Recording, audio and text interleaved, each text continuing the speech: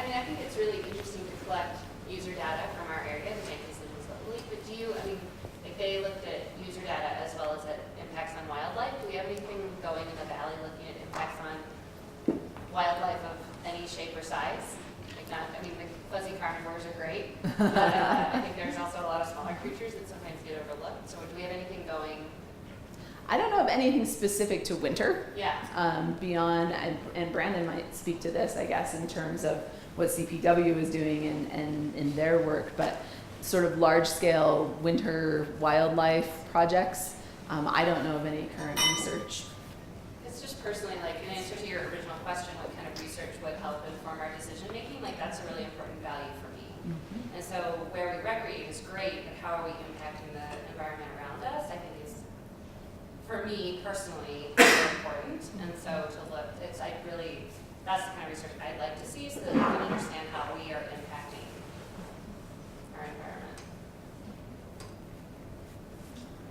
Lots of big game stuff going on. Sage grouse work is kind of tapered out at this point, but we have bighorn sheep, mule deer, elk, lots of animals on the air. So I'll have some more when we meet. There's always room for improvement. Yeah, I just think it's good to include that in the conversation. I think somebody else brought it up earlier, but. Well, and this like cross layering of recreation versus wildlife, I think is really compelling. So the lynx was probably used because they're endangered, correct? Yeah, there are those And species. do you find that species as a proxy for behavior of other mammals? You know, they really are in their own category, being a mesocarnivore, mid-sized carnivore. One thing Kay and I were talking about as we were driving down, she asked a really good question.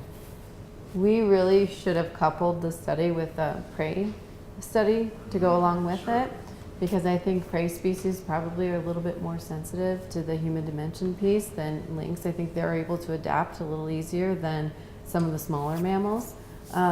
So compaction, she had mentioned compaction. We look really closely at any activity they may increase compaction where we don't have it at some point in time. And in Colorado it's a little hard because think about with the snow in the spring and it seems to all be compacted based on the melting and freezing. But there is, I think, some work on some small mammal stuff Jake Ivan was doing, but in this area, Matt, you may be able to speak to that a little bit, but I'm not sure what he compared that to, whether that was compared to human use in the area or not. So. Yeah, I think Jake's work wasn't really related to recreation, winter recreation. It was, he's studying snowshoe hares and throughout Colorado that included the G-Bug and included some areas on the West Ranger District that was looking at the size of areas that snowshoe hares are using in watchable hunting. Yeah. Primarily kind of that forest patch size they're using and how they're moving between forest patches, I believe. Okay. I'm not real Yeah. knowledgeable about what he's looking into, but I think that was the big part of it. Yeah.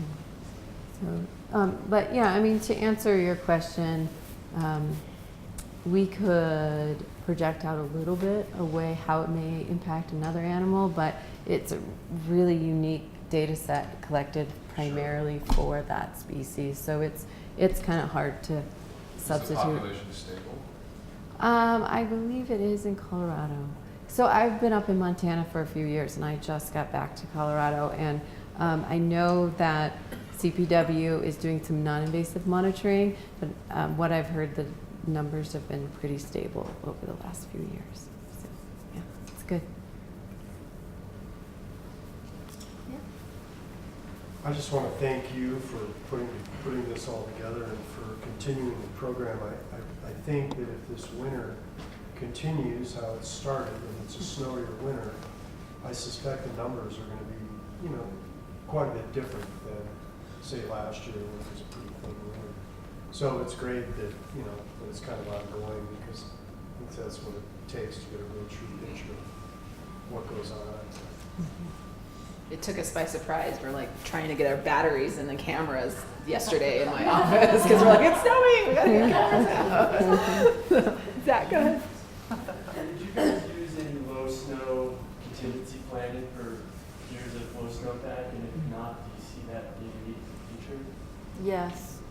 The answer is yes. Alternate routes or Right. limitations on- Displacement. You know, displacement happens for multiple reasons, and snow is a huge part of that, right? Like if people use one area and there's no snow, where are they going to go next? And that's why, you know, that terrain selection or terrain availability or desirability is really pretty interesting stuff, because it really helps you see what landscapes are available that aren't currently being used. And it could be because there's no access, right?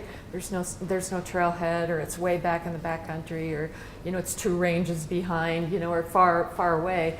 But yeah, you know, in long-term planning, we definitely had to take that into consideration in terms of supply and demand, and how you try to balance that out, because changing climate conditions are something we have to consider in planning, and it's a big deal when it comes to, as you know, it's a big deal. And I don't know how detailed we got into, like, we didn't predict like there's X amount of, you know, less snow at this elevation per year. We didn't do that. We just made assumptions in our methodology that certain activities, and there's papers done too that take that into consideration, research papers all over. Cordell did a paper about, you know, snow sports and what activities would decrease and decline, and where, in what snow states that would happen, and where it would increase, and where it would stay stable. So there is a lot of information out there. So we tried to consider that. Yeah. It's a hard one. We can take one more question before our big raffle. Yeah, the data, the heat maps were kind of interesting. Shows a lot of recreational potential in wilderness areas, which I thought that was interesting. A lot of those areas tend to be high altitude, and I saw several of them well reflected in the orange portions that you showed. Did you look at non-motorized use in wilderness areas? Are they being used? Is that area of non-motorized use considered as an asset within the non-motorized community, rather than going to areas that are simply already accessed being motorized? So Yeah. I can do one part, and Yeah, you're the wilderness yeah. expert. We had a couple of animals that we collared that were close to wilderness boundary, but we didn't have, you know, we had recreation folks near there, and so if they went into the wilderness, we captured that, but there wasn't a ton of use.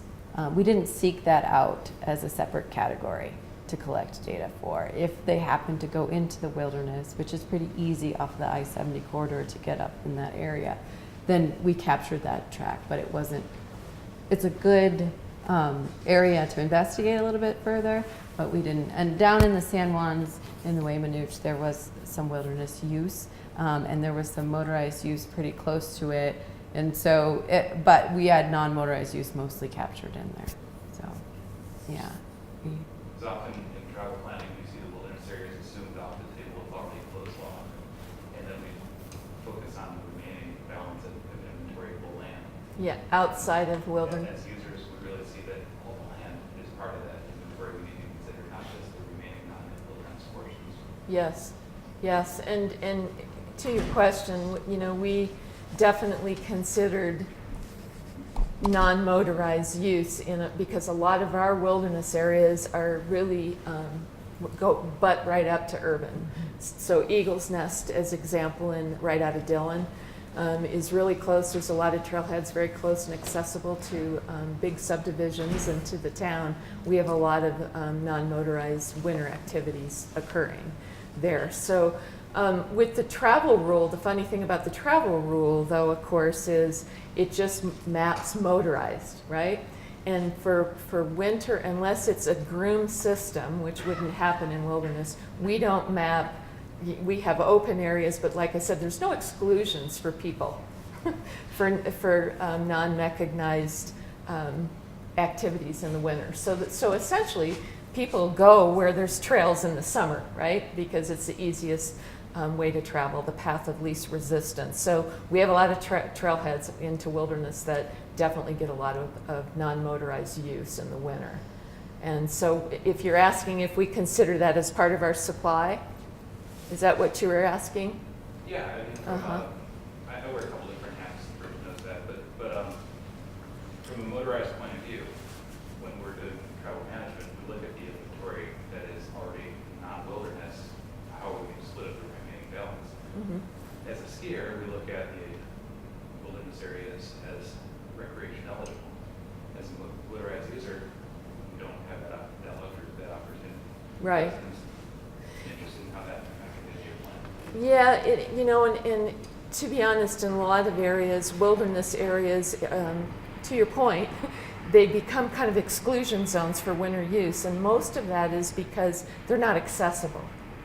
That's usually, like a lot of wilderness areas don't have access points in the winter because they're farther back and hard to get to, but that's not always the case. So that balance, I think, that you're talking about, I think the assumption is that non-motorized people have all wilderness areas to recreate in. The problem with that, though, is a lot of them, they can't get there.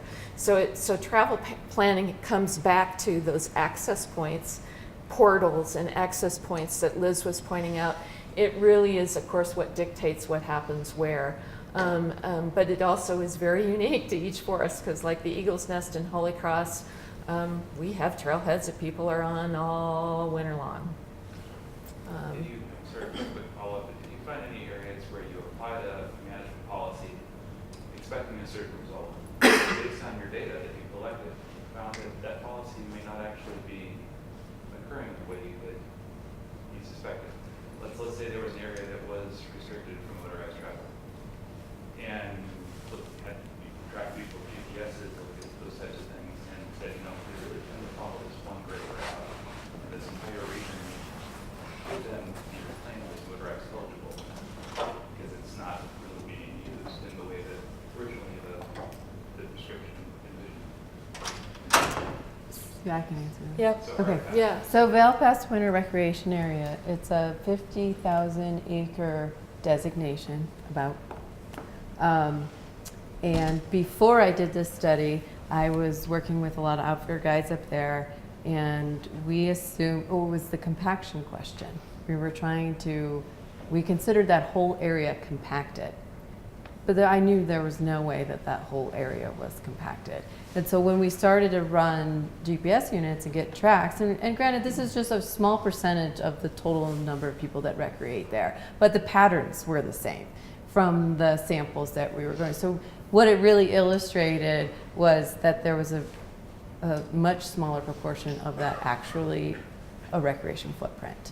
And so there were opportunities to separate use or reevaluate that use. And it's my fault because I haven't gotten that data set to our rec planners to really take another dive in it. We have a couple recreation technicians that started looking at that, Aubrey Miller being one of them. And really, there is a lot more opportunity to work in that designated area. And we worked with the task force and presented this, and even they were surprised. And it really helped with the links compaction question too, because it really wasn't all compacted, but we designated it as a compacted area. So yes, there's room to work there, and yes, we can learn a lot from that data set. I just need to get the data to these guys to work with it. So Science is slow, yeah, right? we are slow. Let's give another round of applause to Liz and Paula.